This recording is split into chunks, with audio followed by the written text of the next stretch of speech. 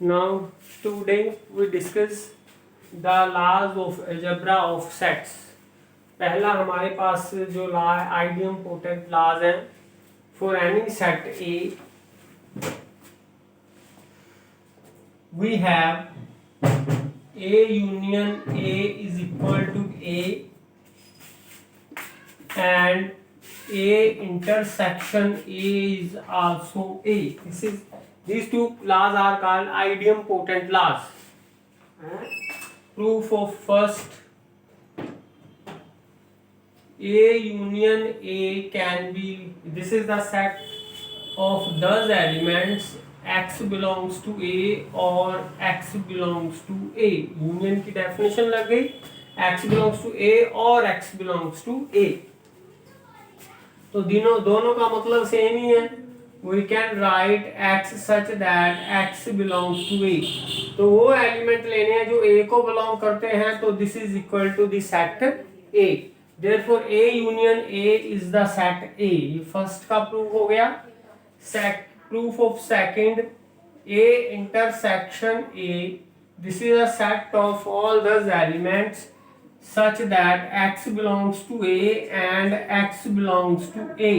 This is by definition. Intersection में क्या होता है? x belongs to A and x belongs to A. तो ये भी same thing ही है. A and A means x belongs to A. This is equal to the set A. Therefore, A union A is A and A intersection A is also A. These are idempotent laws. Second हमारे पास है identity laws. Identity laws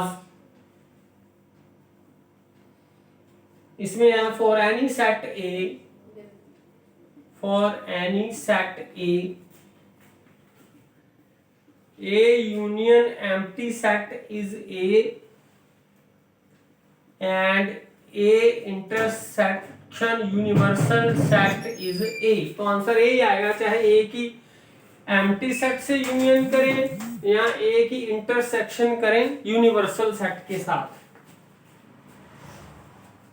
तो इसके proof में a union phi those elements such that x belongs to a और x belongs to phi. This is by definition. So this is x such that x belongs to A और x belongs to phi. इसमें तो कोई element है ही नहीं, तो लिखने की जरूरत नहीं. तो सीधा आ गया x belongs to A. तो this is the set such that x belongs to A. ये A के बराबर है. तो A यूनियन फाई किसके बराबर आ गया? A के बराबर आ गया. ये फर्स्ट का प्रूफ हो गया. अब proof of second A intersection universal set x such that x belongs to A. अब एंड आएगा क्योंकि इंटरसेक्शन है तो x A का भी एलिमेंट है और यूनिवर्सल सेट का भी एलिमेंट है. तो इसको कैसे लिखेंगे? अब A का भी है और यूनिवर्सल सेट का भी है, दोनों का कॉमन आएगा. जैसे ये यूनिवर्सल सेट है और ये A है, तो कॉमन एलिमेंट होगा तो सिर्फ ए को ही बिलोंग करेगा. ठीक है, दोनों का कॉमन एलिमेंट होगा वो ए को ही बिलोंग करेगा. तो this is also the same set A. Therefore proof of this second is also proved. A intersection universal set is A. Next हमारे पास आया commutative laws. Third commutative laws.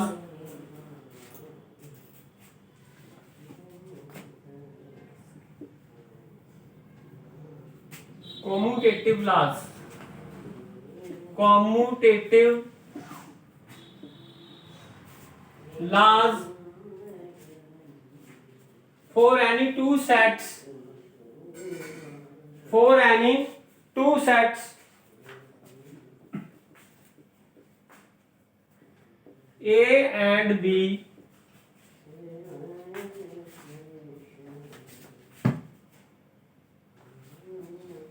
we have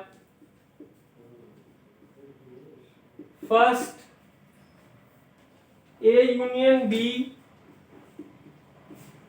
is equal to B union A, चाहे A union B करो या B union ए करो same set आएंगे। Second है चाहे ए इंटरसेक्शन बी करो या बी इंटरसेक्शन ए करो सेम सेट है।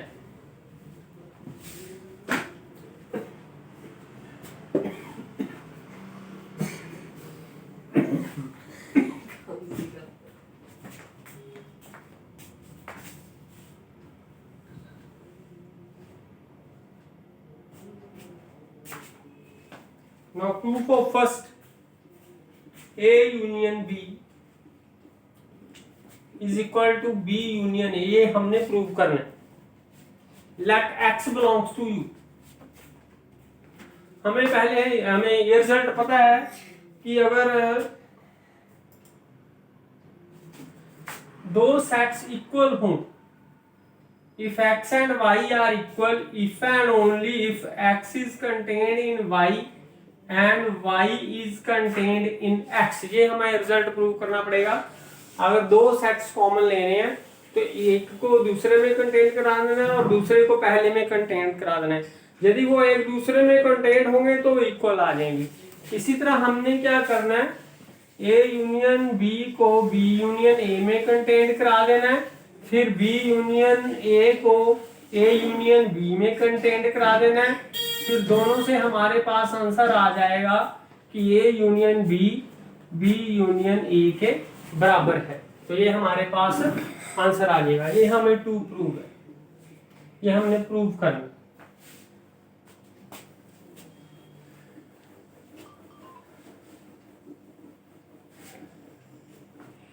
इस रिजल्ट को यूज करते हुए so let X belongs to A union B, तो बाय डेफिनेशन X यूनियन का एलिमेंट है, तो इसका मतलब X A को बिलोंग करेगा या X B को बिलोंग करेगा। X belongs to A और X belongs to B। और हम इसको ऐसे भी लिख सकते हैं, चाहे इसको पहले लिख लो इसको बाद में लिख लो, X belongs to B और X belongs to A, तो इसका मतलब X belongs to B union A। तो A यूनियन B का एलिमेंट आ गया B यूनियन A में, तो अगर इसका एलिमेंट इसमें आ जाता है तो ये इसका सबसेट हो जाएगा। This implies this set is the subset of this. Similarly हम प्रूव कर सकते हैं, similarly we can prove B union A is subset of A union B, means इसका एलिमेंट लेके इसमें बिलोंग करा देंगे। तो इसका मतलब ये इसमें कंटेंट हो गया, ये इसमें कंटेंट हो गया, तो by using this result X is equal to Y, so we have A union B is equal to B union A. This implies A union B is equal to B union A. इसी तरह हम ये वाला part भी prove कर सकते हैं।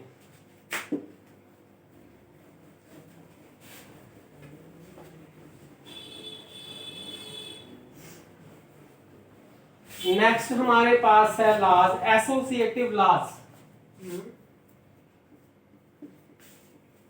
Associative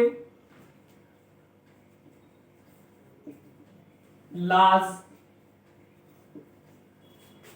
इसमें है कि तीन सेट लेने पड़ेंगे। Let A B C are any three sets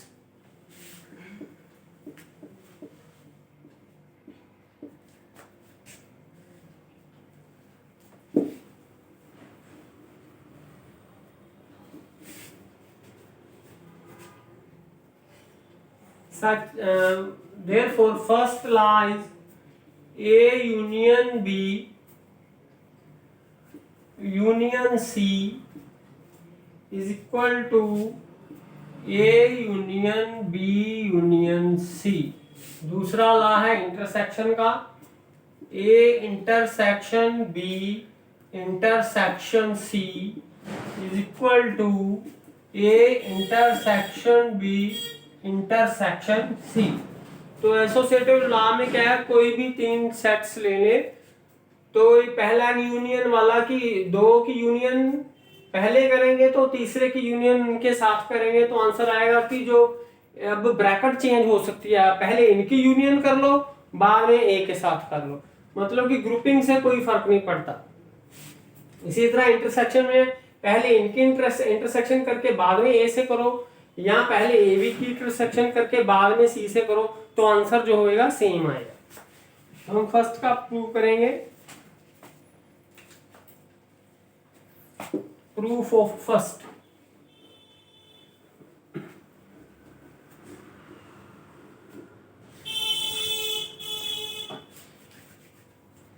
let x belongs to a union b union c।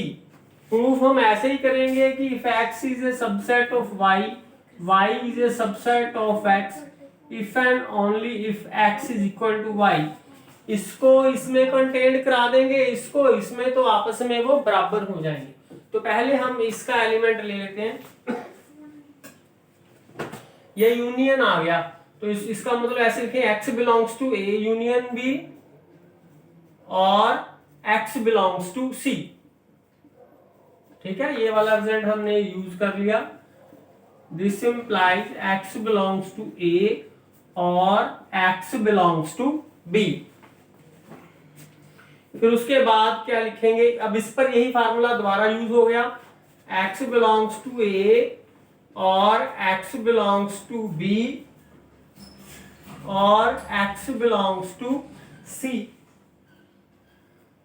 तो क्योंकि ये सभी और ही हैं, चाहे इसको पहले लिख लो, इन दोनों को इकट्ठा करके लिख लो, we can write x belongs to a और इनको ब्रैकेट में लिख लो, ब्रैकेट से कोई फर्क नहीं पड़ता, ये भी हो रहा है ये भी हो रहा है, x बिलोंग्स टू b और x belongs to c, x belongs to a और यहाँ पर फिर यूनियन बन जाएगी x बिलोंग्स टू b और x बिलोंग्स टू c, इसका मतलब होता है यूनियन, तो x बिलोंग कर गया b यूनियन c को।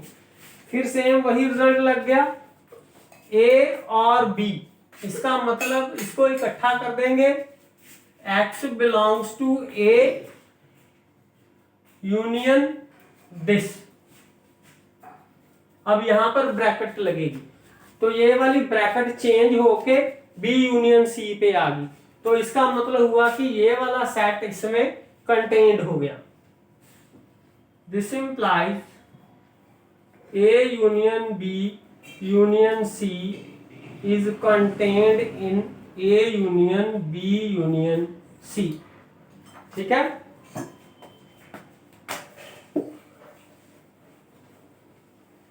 इसी तरह सिमिलरली हम प्रूव करेंगे, ये इसमें कंटेन्ड है, similarly we can prove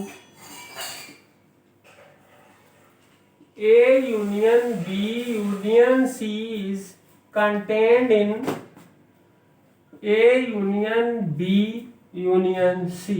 therefore इस रिजल्ट को यूज करते हुए ये दोनों आपस में बराबर आ जाएंगे, a union b union c is equal to a union b union c।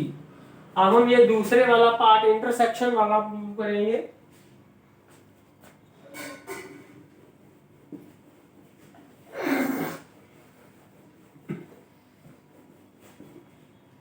Intersection में क्या प्रूव करें, पहले ये रिजल्ट भी यूज करेंगे कि x इंटरसेक्शन का एलिमेंट है, इंप्लाइज a का एलिमेंट भी है और b का एलिमेंट भी है, इसका मतलब होता है दोनों का कॉमन एलिमेंट है। तो बिल्कुल यही वाला रिजल्ट लगाएंगे, इसको इसमें कंटेंट कराएंगे, इसको इसमें कंटेंट कराएंगे, फिर दोनों इक्वल हो जाएंगे। तो first part, let x belongs to a intersection b intersection c, तो ये वाला रिजल्ट लगेगा, x a का भी एलिमेंट है एंड x इसका भी element, x belongs to A and x belongs to B intersection C। इसके बाद फिर वैसे ही लगेगा,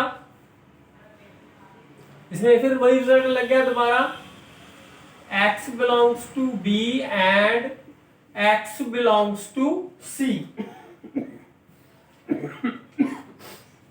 बस क्योंकि ये एंड है, ये एंड है, बस हमने ब्रैकेट ही चेंज करनी है, ये वाली ब्रैकेट इसमें ले आनी है। तो पहले बी और सी की ब्रैकेट थी, अब हमने ए और बी में कर देनी है, ए बी में कर देंगे, एंड में कोई फर्क नहीं पड़ेगा। This implies x belongs to a and x belongs to b and x belongs to c. So फिर एंड का मतलब है ये वाला रिजल्ट लग गया, x belongs to A intersection B and x belongs to C। फिर एक सेट ये है, एक सेट ये है, बीच में एंड है, तो इसका मतलब दोनों में इंटरसेक्शन लग जाएगी, ए एंड इंटरसेक्शन लगी, इसी तरह इसके और इसके बीच में इंटरसेक्शन लग जाएगी। This implies x belongs to A intersection B intersection C। सो हमने क्या प्रूव किया, इसका एलिमेंट लिया और इसमें आ गया वो वाला एलिमेंट, इसका मतलब ये वाला सेट इसमें कंटेन्ड हो गया।